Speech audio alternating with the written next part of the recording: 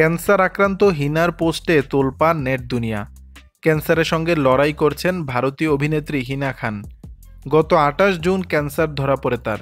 স্তন ক্যান্সারের ৩য় গ্রেডে আক্রান্ত তিনি। সামাজিক যোগাযোগ মাধ্যমে অসুস্থতার খবরটি নিজেই জানিয়েছিলেন হিনা।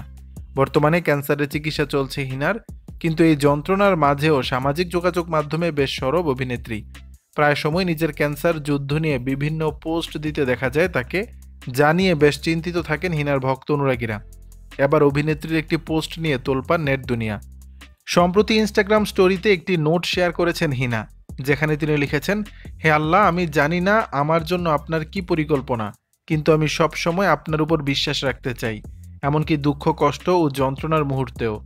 বহু অনিশ্চয়তার মধ্যেও আমি আপনার উপর সম্পূর্ণ বিশ্বাস করি। এমন কঠিন অবস্থা থেকে আমাকে বের করুন।